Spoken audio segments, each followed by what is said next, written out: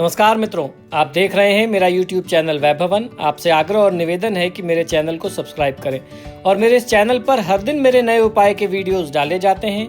उनके timely update के लिए घंटी के निशान को भी दबाएं, जिससे कोई भी उपाय या शास्त्रीय जानकारी आपसे छूट न जाए। धन्यवाद।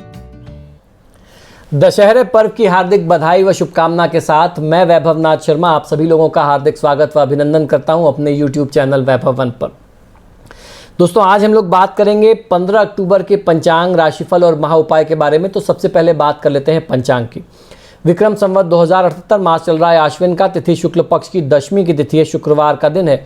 नक्षत्र है श्रवण, योग है शूल और करण है गर। और व्रत पर्व और त्योहार की अगर बात करते हैं तो विजयदशमी का पर्व आज मनाया जा रहा है। तो ये तो बात रही आज के पंचांग की। अब चर्चा करते हैं राशिफल की। और आज का राशिफल बहुत ही खास होगा, जिसमें मैं आपको दशहरे से जुड़े हुए कुछ बहुत ही खास, बहुत ही गुप्त, बहुत ही चमत्कारी टोटके भी बताऊंगा। और उसके पहले हम लोग चर्चा करेंगे दशहरे पर राशि अनुसार किस तरीके से हर व्यक्ति को अपनी राशि के अनुसार भगवान की पूजा आराधना करनी चाहिए। भगवान श्री सीताराम जी की कृपा के लिए आपको क्या विशेष प्रयोग करना चाहिए, आइए समझते हैं। दशहरे की तिथि में अगर व्यक्ति अपनी अपनी राशि के अनुसार देवता का पूजन करने का प्रयास करता है तो उससे जीवन के प्रत्येक क्षेत्र में सफलता मिलती है। और 12 राशियों के अलग अलग जातकों को अपनी राशि के अनुसार मंत्रों का प्रयोग जो है इस तिथि में ज़रूर करना चाहिए। तो किस राशि के जातक को किस मंत्र का प्रयोग करना है ये समझ लीजिए। सबसे पहले बात मेष राशि की। मेष राशि के जातक लोगों को श्री राम का पूजन करना है। ओम राम भद्राय नमः मंत्र का जाप करते हुए, और इस मंत्र का प्रयोग आप अपनी सुविधा अनुसार, अपनी क्षमता के अनुसार 1 माला, 5 माला, 7 माला, 11 माला, 21 माला, जितना भी आप कर सकते हो इस तिथि में करेंगे तो पूरे साल आपको विजय की प्राप्ति होगी। वृषभ राशि वाले जातक लोगों को हनुमान जी का पूजन खास तौर पर करना चाहिए भगवान राम के साथ साथ। और आपके लिए जो विशेष मंत्र है वो है ओम आंजनेयाय नमः। इस मंत्र का आपको जाप करके हनुमान जी की पूजा आराधना करनी चाहिए। वहीं मिथुन राशि के जातक लोगों को राम दरबार पर बेसन के लड्डुओं का विशेष रूप से भोग समर्पित करना चाहिए। बेसन के लड्डू समर्पित करके आपको भगवान राम की पूजा आराधना विशेष तौर से करनी होगी।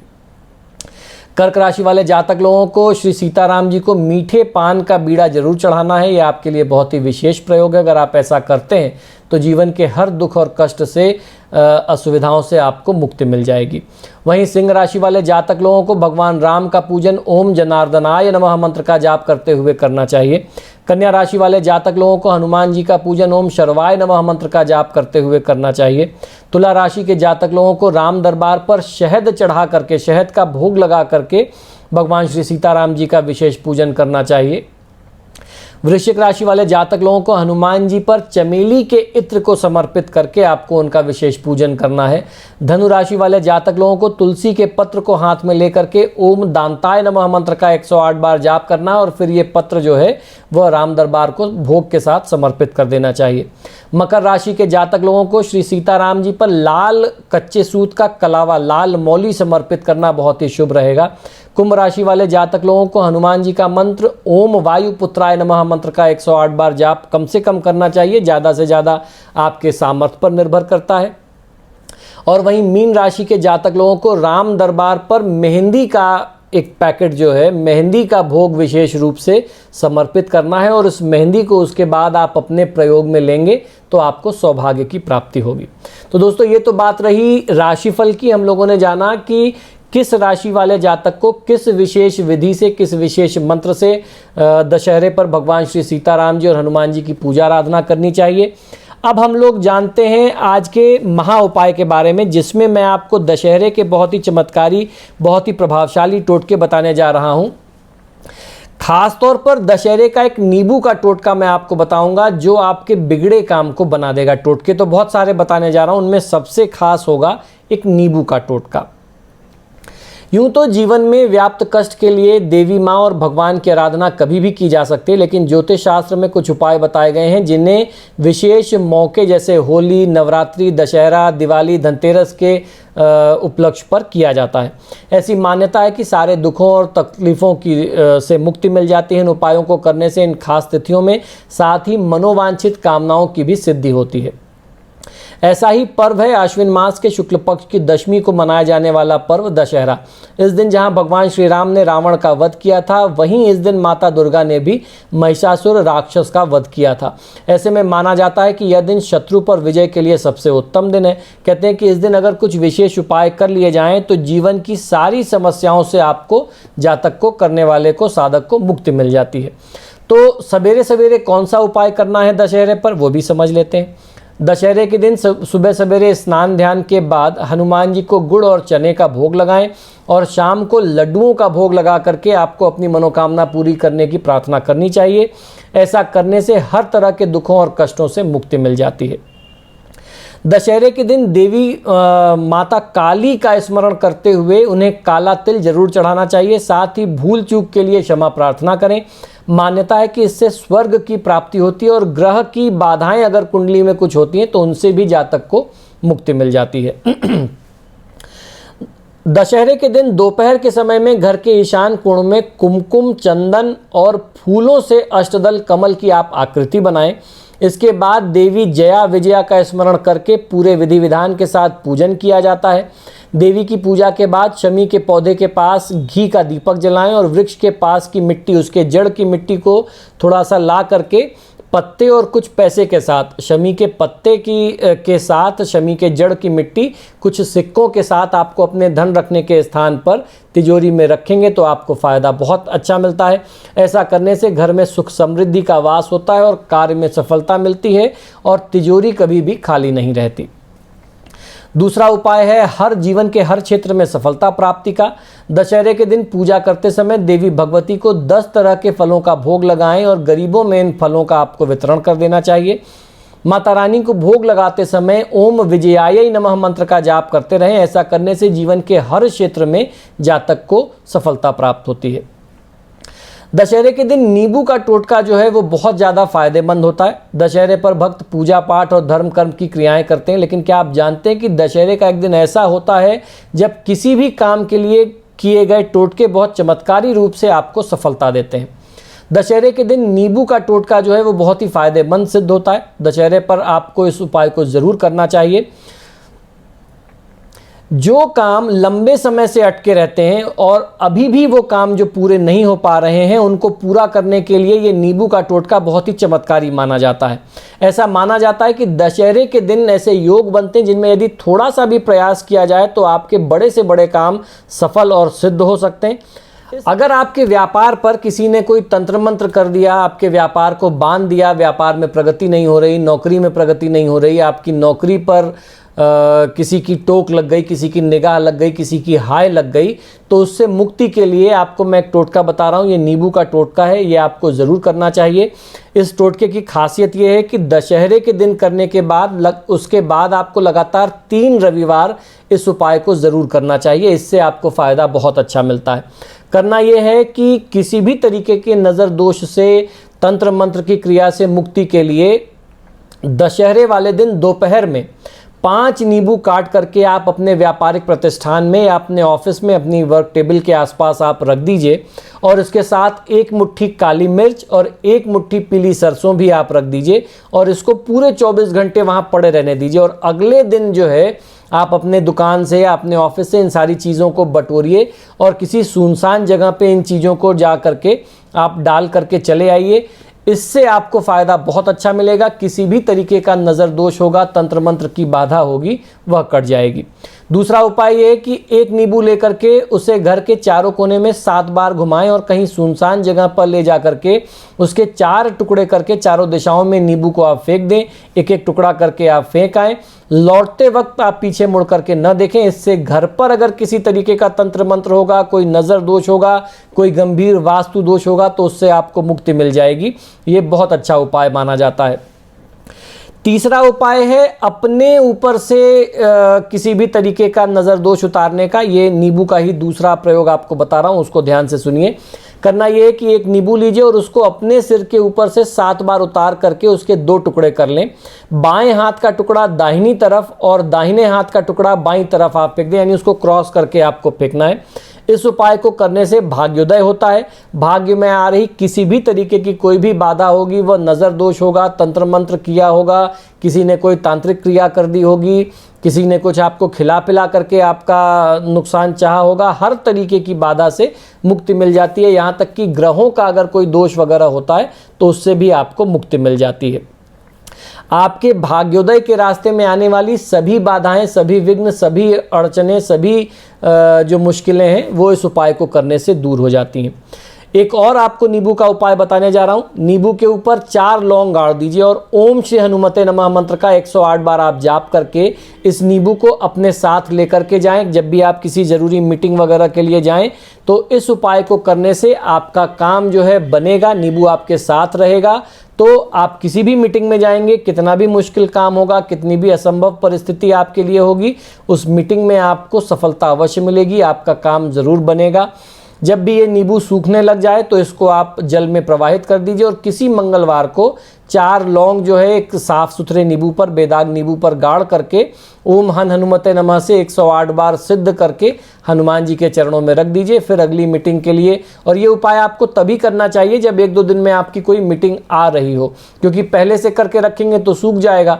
आपको मालूम है कि कल परसों में मेरी बहुत ज़रूरी मीटिंग है, तो मंगलवार उसके पहले जो भी मंगल पड़ता हो और कभी मंगल ना मिल रहा हो तो शनिवार को भी इस प्रयोग को किया जा सकता है, दशहरे की तिथि के अलावा। ये उपाय काम की सफलता के लिए बहुत ही कारगर उपाय है। दूसरा, मान्यता यह है कि दशहरे के टोटके जो हैं वो साल भर काम करते हैं। दशहरे के दिन आप सिर्फ एक बार उपाय करेंगे, आपको साल भर उसका फायदा मिलेगा। यहाँ तक कि आपके कामों में आ रही रुकावटों को हटाते हुए आपके भाग्य को ये बदलने की क्षमता रखते हैं। तो किस तरीके से आप इन उपायों को करके लाभ ले सकते हैं, सिर्फ साल में एक बार करना है, ध्यान से समझिए। आर्थिक तंगी से मुक्ति के लिए, यानी धन की कमी को दूर करने के लिए करना यह है कि दशहरे के दिन से शुरू करके लगातार 51 दिन तक रोज कुत्तों और गायों को मीठा लड्डू या बेसन की मिठाई खिलाने से साल भर धन संबंधी किसी भी तरह की कोई कमी नहीं रहती। इसके अलावा दशहरे के दिन पर नीलकंठ पक्षी के दर्शन करना बहुत ही शुभ माना जाता है। कहा जाता है कि विजयादशमी के दिन अगर इस पक्षी के दर्शन हो जाते हैं तो उस व्यक्ति को धन धान्य की प्राप्ति होती है। इसे शुभ मानने का कारण यह है कि भगवान राम ने नीलकंठ के दर्शन करने के बाद ही रावण का वध किया था। अब मनोकामना पूर्ति का भी आप एक टोटका समझ लीजिए। दशहरे के दिन एक मुट्ठी साबुत उड़द जो है वो हनुमान जी की प्रतिमा के चरणों में रख करके 11 बार आप हनुमान जी की परिक्रमा करें। इस परिक्रमा के समय अपनी इच्छा को आप मन में दोहराते रहें। परिक्रमा पूर्ण होने पर स्वयं हनुमान जी की मूर्ति के सामने आप अपनी मनोकामना कह दें। फिर उस उड़द में से एक दाना लेकर के आप अपने घर में लौट आएं और घर के मंदिर में ला करके उस उड़द को आपको रख देना और फिर उसको छूना नहीं है, उसको रख करके भूल जाइए। वो आपके घर में हनुमान जी के चरणों में घर के मंदिर में पड़ा रहेगा। तीसरा जो उपाय बताने जा रहा हूँ वो बुरी बाधा को, बुरी हवा को, बुरी अला बला को दूर करने के लिए। मान्यता है कि रावण के वध और लंका विजय के प्रमाण स्वरूप श्री राम की सेना जो थी लंका की राख अपने साथ ले आई थी। इसी के चलते रावण के पुतले की अस्थियों को घर ले जाने का चलन आरंभ हुआ। कहा जाता है कि रावण की अस्थियां घर में रखने से समृद्धि आती है और बुरी बाधा जो है, तंत्र मंत्र ऊपरी बाधा जो है वह दूर रहती है। तो इसीलिए जहाँ पे रावण दहन होता है उसकी राख लोग ला करके अपने घर में रखते हैं। किसी भी मामले में विजय के लिए दशहरे के दिन शमी के पेड़ के नीचे दीपक जलाने से सभी तरह के कोर्ट केसेस इत्यादि में विजय की प्राप्ति होती है। आपसी लड़ाई झगड़े वाद विवाद में भी विजय की प्राप्ति होती है। शमी को अग्नि देवता का स्वरूप माना जाता है, इसलिए हवन में शमी की लकड़ियों का उपयोग करते हैं। शमी के पेड़ के नीचे दीपक जलाने से सौभाग्य की प्राप्ति होती है। इसके अलावा पौराणिक मान्यताओं के अनुसार लंका पर विजय पाने के बाद श्री राम ने शमी का पूजन किया था। नवरात्र में भी माँ दुर्गा का पूजन शमी वृक्ष के पत्तों से करने का विधान शास्त्रों में बताया गया है। गणेश जी और शनिदेव और भगवान भोलेनाथ तीनों को ही शमी का पौधा जो है वो, शमी का पेड़ जो है, शमी पत्र जो है, उसके पत्ते जो हैं वो बहुत ही प्रिय हैं। हमारे भारत के तमाम राज परिवार आज भी इस दिन शमी का पूजन करते हैं। शमी के पेड़ की पूजा के साथ साथ आयुध पूजा करते हैं। ये विजय की कामना का प्रतीक माना जाता है। पान को जीत का प्रतीक, विजय का प्रतीक मानते हैं। पान का बीड़ा शब्द का महत्व यह भी है कि इस दिन हम सही रास्ते पर चलने का बीड़ा उठाते हैं, यानी संकल्प उठाते हैं। पान प्रेम का भी पर्याय है। दशहरे में रावण दहन के बाद पान का बीड़ा खाने की परंपरा है। ऐसा माना जाता है कि दशहरे के दिन पान खा करके लोग असत्य पर हुई सत्य की जीत की खुशी मनाते हैं। हर जगह विजय प्राप्ति के लिए देवी पूजन करके उन पर 10 फल चढ़ा करके गरीबों में बांट दें। सामग्री चढ़ाते समय ओम विजयाय नमः मंत्र का जाप करें। ये जाप मध्याह्न के शुभ मुहूर्त में करना चाहिए। निश्चित ही हर क्षेत्र में आपको विजय प्राप्ति मिलेगी। ये विजयदशमी को आपको जरूर करना चाहिए। ऐसा माना जाता है कि श्री राम ने भी रावण को परास्त करने के बाद मध्याह्न काल में देवी का पूजन किया था। आरोग्यता के लिए और धन लाभ के लिए, आपका अच्छा स्वास्थ्य रहे, धन की प्राप्ति होती रहे, उसके लिए क्या करना चाहिए? दशहरे के दिन लाल रंग के नए कपड़े या रुमाल से माता दुर्गा के चरणों को पोंछ करके इन्हें तिजोरी या अलमारी में आपको रखना चाहिए। इससे घर में धन की बरकत बनी रहती है। वहीं दशहरे के दिन देवी यात्रा करती हैं, इसलिए इस दिन को यात्रा के लिए बहुत ही शुभ दिन माना जाता है। इस दिन संभव हो तो यात्रा करें, भले ही वह छोटी दूरी की यात्रा क्यों ना हो। इससे आपकी यात्रा में आने वाली जो भी बाधाएं होती हैं वो दूर हो जाती हैं। और जो लोग विदेश यात्रा की इच्छा रखते हैं उन्हें यात्रा का योग मजबूत बनाने के लिए ये उपाय ज़रूर आजमाना चाहिए। आसपास के किसी अपने ज़िले से निकल के आसपास के ज़िले तक जा कर के 40-50 किलोमीटर तक जा कर के, अगर उतना भी नहीं जाते हैं तो अपने शहर में आपको कहीं घूम फिर करके चले आना चाहिए। इसके अलावा दशहरे के दिन सिर पर जयंती रखते हैं, और जयंती वही होती है जो जब हम लोग नवरात्रि की कलश स्थापना में पहले दिन जो है उसको बोते हैं, उसके ऊपर कलश रखा जाता है मिट्टी पर जौ बो करके। तो 10वें दिन जो है जब आप नवरात्रि का हवन 9वें दिन कर लेते हैं तो वो जयंती निकाली जाती है। 9वें दिन और 10वें दिन उसको कान के ऊपर और सिर के ऊपर रखा जाता है, और उसके लिए जो मंत्र है वह है ओम जयंती मंगला काली भद्रकाली कपालिनी दुर्गा क्षमा शिवा धात्री स्वाहा स्वधा नमोस्तुते।